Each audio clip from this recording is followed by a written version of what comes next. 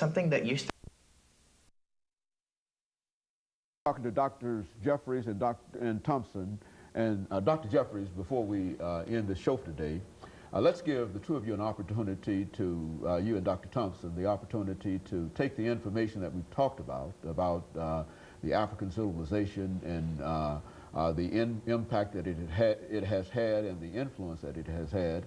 How do you get this information down to a lower level? Because it's fine and that the two of you as researchers, college professors, dealing with college students know this information. That's fine, but what about at a lower level, perhaps at the high school level or at even below that?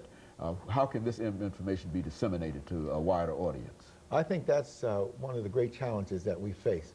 How to get this enormous explosion of information about African peoples that reverses this whole negative information flow that was institutionalized for so many years. How do we get this information down into our families and into our institutions and organizations where it will have an impact? And that's one of the themes of our conference this weekend, to be able to put it in the hands of the youngest of our peoples who are being educated. Why? Because knowledge is power, and that means knowledge of African peoples is empowerment for African peoples. So if our youngsters are constantly bombarded with the negative images, the Tarzan images, the Sambo images, then that negative projection falls on them. But if they know that African peoples were the founders of the human family, that they raised the pyramids and temples of the Nile to their consciousness of the spirituality and their God consciousness, that they invented mathematics and writing and philosophy, when this knowledge is put in the hands of our young people, it will give them greater strength and self-motivation. I was at an affair in the Black History Month where they had a school in which the preschool through grade 8 put on a program on history. They presented the black inventors that invented so many of the things that are part of modern society, the light bulbs, the Elijah McCoy and his work. And the other classes presented, for example, the Massachusetts 54th, the fight of black people in the Civil War for their own freedom, etc.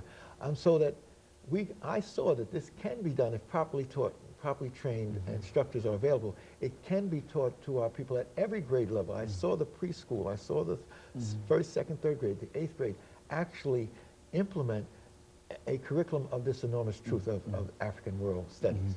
Dr. Thompson, coming from Chicago and certainly with a large African-American community there, what are you doing in that great city to sort of disseminate this information throughout? Well, on 2 occasions we actually worked with Chicago Public Schools in creating a curriculum guide for the schools. And that was done through the public school system. In addition to that, with the group I'm working with in Chicago at the Center for Inner City Studies, the Kemetic Institute, we actually wrote a curriculum guide for the public. So actually we're working with community organizations as well, with the churches, but I think most importantly, you will have to get to the administrators. You must deal with the faculty and administrators of these school systems, or of the church school systems and what have you, and teach about Africa. So we have a program called Teaching About Africa, which we have had since 1986. And across the country, in many cities, we have these programs.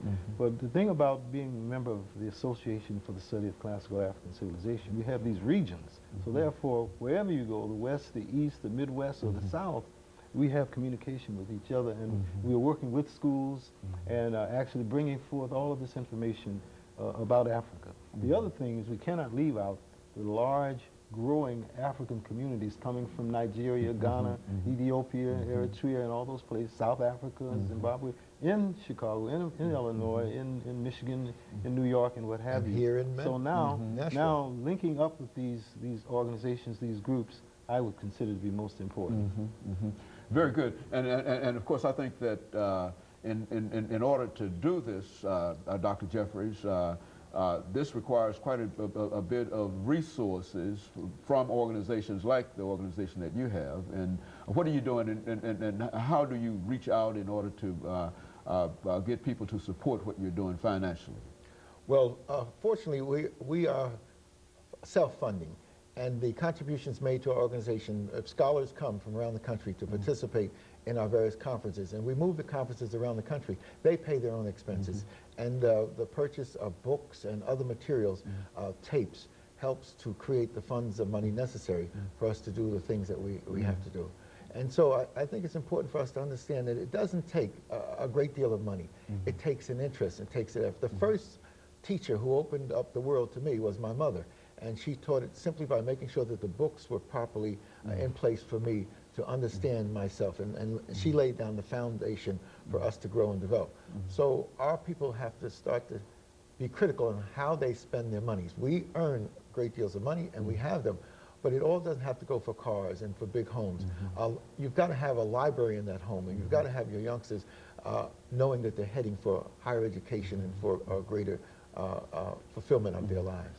You know, Dr. Thompson, I think one of the organizations that has played a very, very significant role in terms of trying to spread the African civilization has been the Black Studies departments all over the nation. Over the last 3 or 4 minutes, 3 minutes that we have here, you and Dr. Jeffries, why don't you give us some statements in reference to these organizations, these so-called Black Studies departments and whatever, on not only historically Black institution campuses, but campuses all over the nation. Let me just say one thing. We have a website. Yes, ASCAC, A-S-C-A-C. ASCAC. ASCAC.org. No, go ahead. Yes, and in that website they can connect with a lot of the activities going on around the world in terms of these organizations. But it's important that you mentioned the Black Studies. I was one of the founders of the Black Studies movement in New York and also on the West Coast. I set up the Black Studies Department at San Jose State University.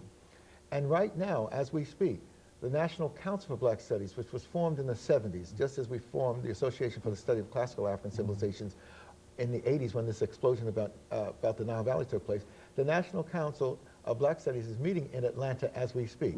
And hundreds of scholars like ourselves and teachers and many, many hundreds of students are meeting doing some of the same things. I wish I was 2 people now, or I wish I had a helicopter. I could be here in Nashville and participate, and I could fly off to Atlanta and participate. My nephew, Dr. Hassan Jeffries, who's now at the University of Alabama, Tuscaloosa, he's presenting in Atlanta, and he will be awarded his PhD in May from Duke University. He was raised with this consciousness of world studies, so he can move in the African world, but he did his PhD on Lowndes County Freedom Party in Alabama. And he knows the importance of making the connections of African people. Dr. Thompson, over the last 2 minutes that we have, let's give you and Dr. Jeffries, you first, Dr. Thompson, an opportunity to make some final comments to our audience this morning. We've got about 2 minutes. That gives you about a minute, and then, of course, Dr. Jeffries will have some of the things that you want to leave with us. My most important statement is I'm happy to have been here in the state of Tennessee, a very important place for the development of the pyramid idea, which I saw in Memphis, and a continuation of the idea that we are an African people, and I think that's most important. Dr. Jeffries. And I would like to say, as Frederick Douglass said, in struggling against enslavement, if there is no struggle, there is no progress. And we have to continue to struggle so that progress can be realized. And I would like to say that I want to thank you in Tennessee for inviting us, and because I was affiliated with a son of Tennessee, Alex Haley. I worked with Alex for 7 years and helped him develop the whole Roots program. And Alex showed that with perseverance and understanding, these enormous truths about us as world peoples can be revealed.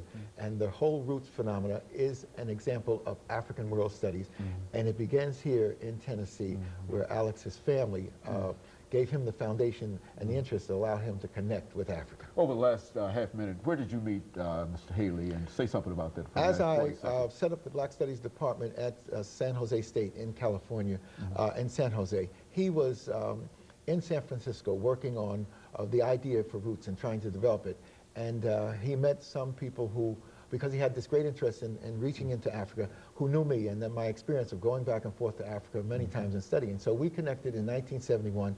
1972, we got a $500,000 grant from the Carnegie Corporation to look at the Black family worldwide. And we put on board teams of scholars that participated in this enormous work. So a great credit goes to Alex Haley, a son of Tennessee, for his contribution to African World Studies. As well as you, Dr. Jeffries, and of course, Dr. Thompson. Let me thank the two of you for coming by and giving us that information, and let me encourage our audience to tune in again next week for another informative edition of Comments. Thank you and good morning.